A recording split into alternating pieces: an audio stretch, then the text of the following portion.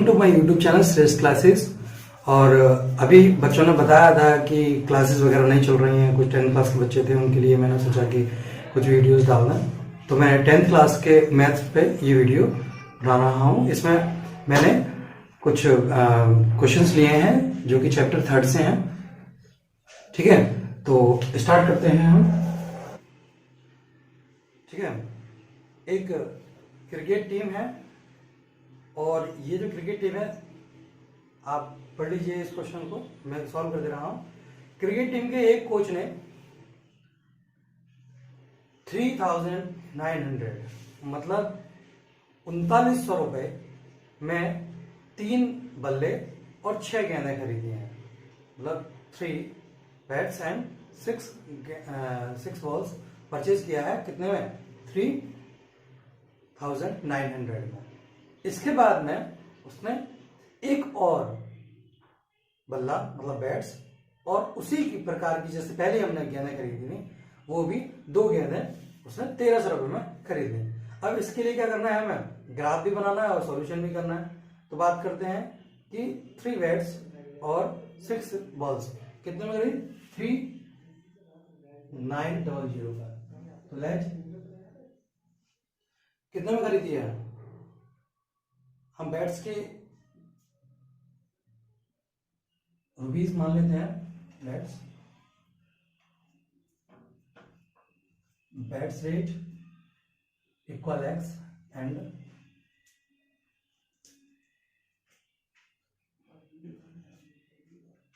Balls rate कितना हो गया? वाई हो गया। अब क्या करना है अकॉर्डिंग टू क्वेश्चन,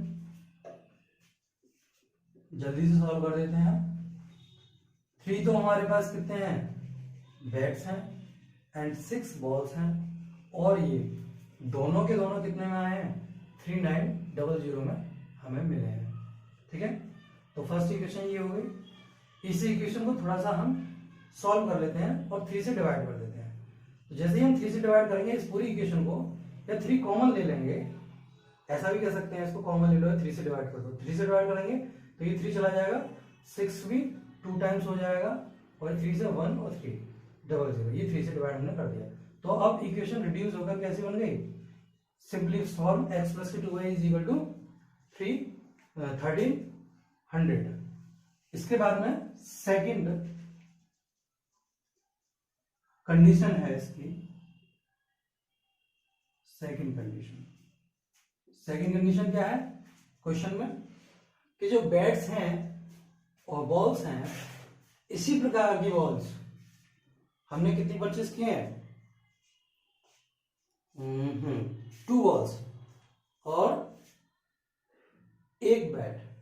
मतलब बैट कितना लिया? 1 लिया है, तो 1 बैट लिया है और 2 क्या लिए हैं? बॉल्स लिए हैं। तो इन दोनों को 2 बॉल्स और 1 बैट्स कितने के पड़े हैं? 1300 के। 1300 के पड़े हैं। ठीक है, अब देखिए ये रिड्यूस हो गई है, सेम आ रहा है, इसका मतलब ये ओवरलैप करेंगी, दोनों की दोनों हमारे इक्वेशंस एक दूसरे को ओवरलैप करेंगे। क्योंकि देखो सेम इक्वेशन बन रही है। पहली ये बन गई 3x + 6y = 3900 और सेकंड इक्वेशन जो बनी है x + 2y = 1300। ठीक है, तो दोनों सेम बन गई हैं, तो ये एक दूसरे पर लीनियर बन जाएंगी और इसका ग्राफ भी बहुत इजी बनेगा। देखते हैं क्या होता है। इक्वेशन हमारी यही बनेंगी और ग्राफ हम यहाँ पे इजीली बना दे रहे हैं। ग्राफ बनाने से पहले लेकिन हमें क्या करना होगा, इस इक्वेशन से हमें टेबल बनानी होगी और टेबल हम इस तरीके से बनाते हैं, पता है आपको, एक्स वाई, और 2 इक्वेशन भी मान सकते हैं, 3 भी मान सकते हैं।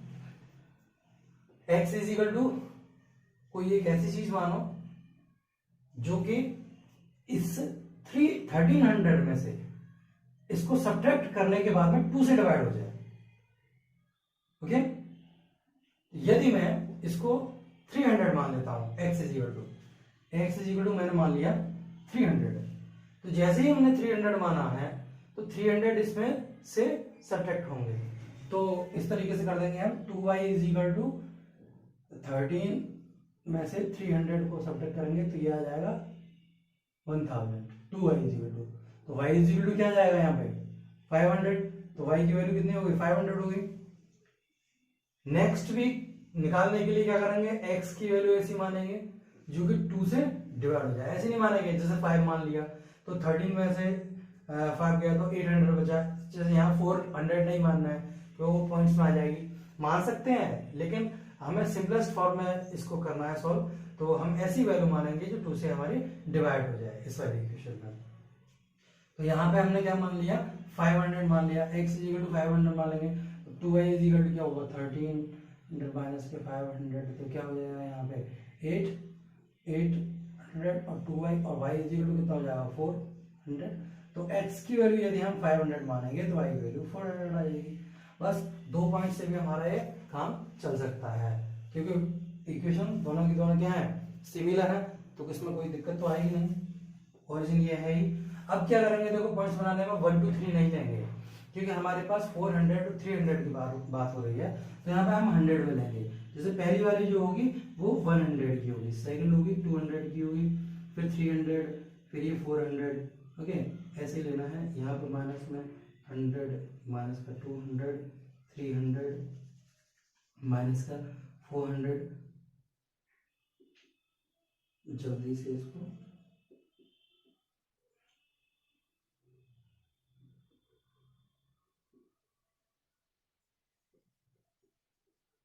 400 मैंने इसलिए मान लिया है क्योंकि लास्ट हमारे पास 400, हाँ एक और मानना पड़ेगा 500 क्योंकि हमारे पास 500 लास्ट है, इससे हम ज्यादा भी मान सकते हैं। ठीक, अब हमें जितना काम है हम अपना काम कर रहे हैं, एक ही टेबल से काम चल गया यहाँ पर क्योंकि दोनों की दोनों इक्वेशंस सेम है। देखिए x इज इक्वल टू 300 है, x इज इक्वल टू 300 ये रहा, फिर y इज इक्वल टू 500 तो ये रहा y इज इक्वल टू 500। तो इसके दोनों को स्ट्रेट ले जाके यहाँ पर पहले कर देंगे 300 और ये 500। पहला पॉइंट बन गया। सेकंड पॉइंट है 5 और 9, 5 और 4 का, x की वैल्यू 500 ये आ गई, प्लस में y की वैल्यू 400 तो ये आ गई। तो ये जो पॉइंट बनेगा ये यहाँ बनेगा, x की वैल्यू 400 सॉरी x की वैल्यू 500, y की वैल्यू 400, और ये लिनियर इक्वेशन ऐसे करके बन जाएगी। और इसी इक्वेशन को हम क्या बोल देंगे x प्लस के 2y इज इक्वल टू 15। ये इसका आंसर हो गया, तो ग्राफ बन गया। कितना इजी से हो गया। अब हम बात करते हैं नेक्स्ट इसके थर्ड क्वेश्चन के बारे में। आई थिंक समझ में आई क्या वो।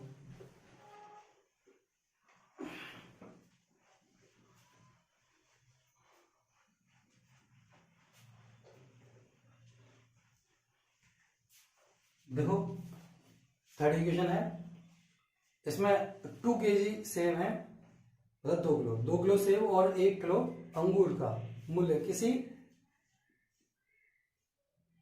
दिन 160 रुपए था।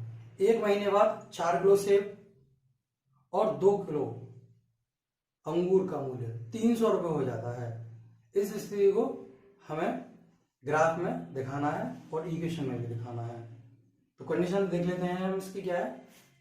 2 kg सेब और 1 किलो अंगूर का मूल्य 160 रुपए है, तो 1 किलो सेब का मूल्य क्या होगा, मानो let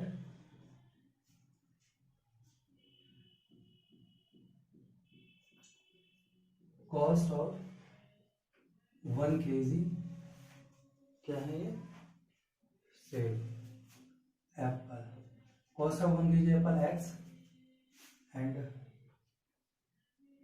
cost of 1 kg grapes y है। अकॉर्डिंग टू क्वेश्चन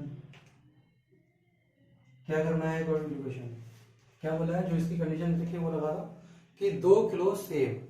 तो देखो 1 किलो सेब का मूल्य x है, तो 2 किलो का कितना होगा 2x हो जाएगा। फिर उसके बाद में इन दोनों को ऐड कर देना है, तो जोड़े गए हैं 1 किलो अंगूर, तो 1 kg है तो y का y रहेगा, और ये दोनों कितने के आते हैं 160 रुपए के, 160 रुपए के आते हैं। ये रुपए की बात हो रही है यहाँ पे अभी, ठीक है ना, कॉस्ट की बात हो रही है, तो कॉस्ट को कॉस्ट से ही ले लेंगे इसके सामने, ठीक है। 2 किलो सेब और 1 किलो अंगूर का मूल्य किसी दिन 160 रुपये था। तो 2 किलो अंगूर और 1 किलो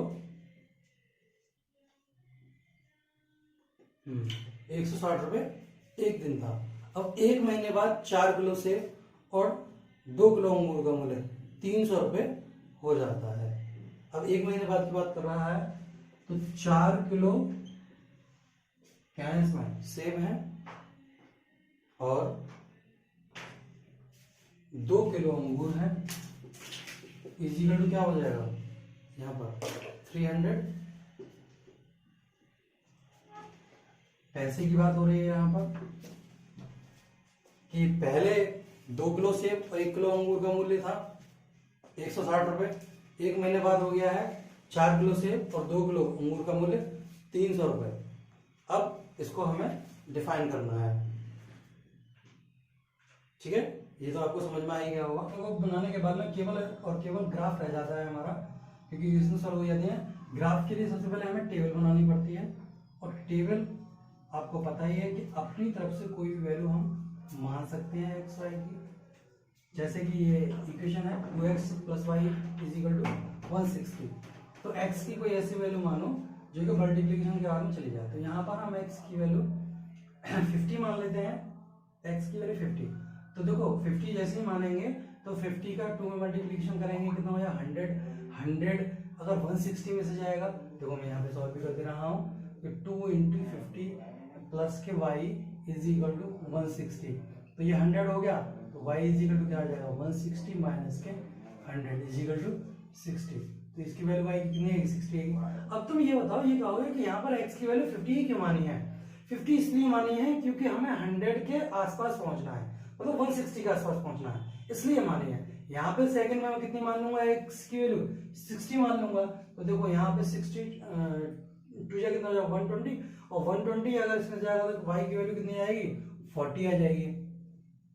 समझ रहे ना, 120 अगर इसमें से लेस कर देंगे 160 में से तो कितना जाएगा 40 आ जाएगा। बस दो ही वैल्यू हैं, इन्हीं से ही हम अपना काम चला लेंगे और ग्राफ को बना देंगे। अगर आप चाहें तो इसमें 3 वैल्यू भी निकाल सकते हैं, कोई दिक्कत वाली इसमें बात नहीं है। यहाँ पे देखो 300 है, x की वैल्यू ऐसी रखो, जरूरी नहीं है कि x की वैल्यू रखनी है, हम y की भी वैल्यू रख सकते हैं, ये अपनी स्वेच्छा के ऊपर डिपेंड करता है, ठीक है। लेकिन x की वैल्यू रखने से हमें इजीली इसको सॉल्व कर सकते हैं। देखो x की वैल्यू जो भी हम रखेंगे उसमें 4 से मल्टीप्लिकेशन करेंगे।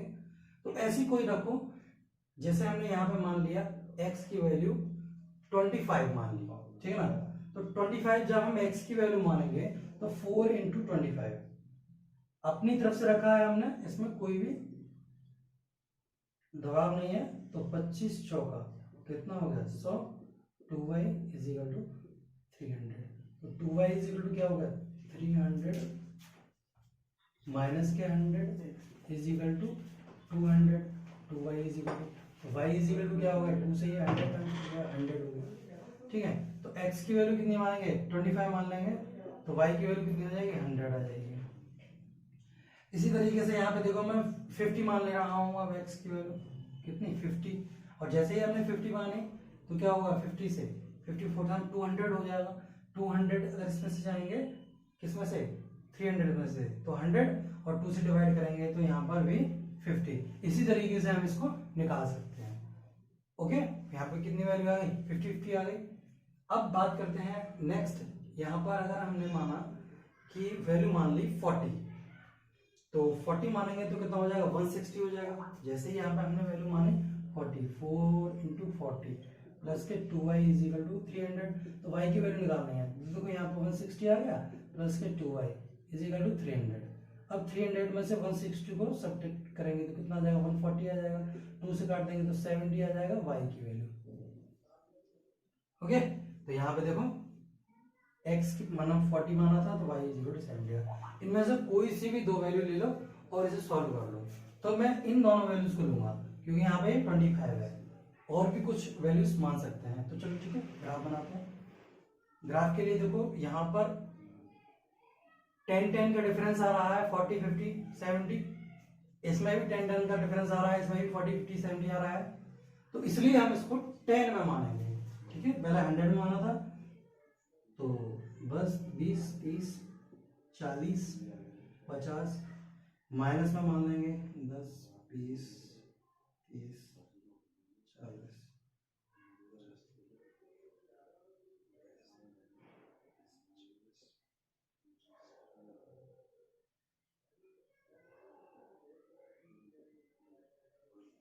ओके, अब देखो बस लगा दो।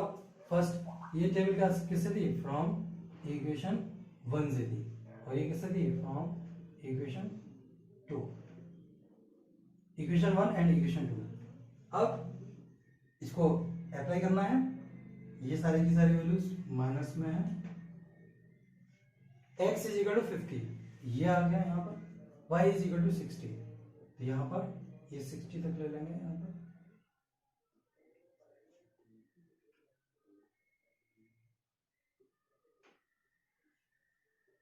x इज इक्वल टू 50 और y इज इक्वल टू 60, तो ये यहां पर मिलेगा 50, 60।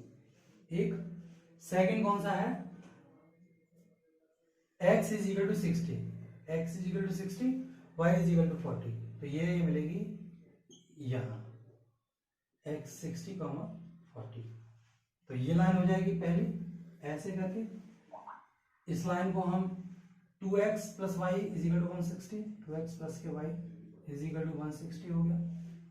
अब बात करते हैं सेकंड लाइन के बारे में, तो x इज इक्वल टू कितना लेंगे, 50 लेंगे, वो भी प्लस में आ जाएगा, और y इज इक्वल टू 50 होगा, तो देखो ये जो वैल्यू आएगी यहाँ कहीं आएगी, ठीक है ना, तो ये हो जाएगा x is equal to 50, y is equal to 50 ये। और सेकंड के लिए क्या करेंगे, x is equal to 40, y is equal to 70, तो y इज इक्वल टू कितना है, यहाँ पे 70 लेना है, x इज इक्वल टू 40, ये 40 है और ये 70 है, तो 40 70 कहीं यहाँ पे आके मिलेगा, तो ये 40 हो गया और ये 70 होगा, ठीक है। तो अब इसको भी वैल्यू को हम मिला देंगे यहाँ से, जो भी आएगी जैसे भी आएगी, कटेगी तो काट देंगे, नहीं कटेगी तो नहीं काटेंगे, क्योंकि देखो ये बोर्ड है इसलिए इसको ठीक तरीके से मेजर नहीं कर पाते हैं, लेकिन समझाने का तरीका यही रहेगा, और इसको आप कॉपी पे बनाएंगे बाकायदा स्केल्स वगैरह से, तो ये जो लाइंस हैं बिल्कुल सीधी आएंगी। ये मैं आशा करता हूँ कि आपको ये सारी चीज़ें समझ में आ गई होंगी, और ये पूरी की पूरी एक्सरसाइज खत्म हो चुकी है 3.1। नेक्स्ट वीडियो में मैं 3.2 को लेकर आऊँगा, और ये सारी चीज़ें आपको क्लियर नहीं हुई हैं तो कमेंट बॉक्स में आप कमेंट कर सकते हैं।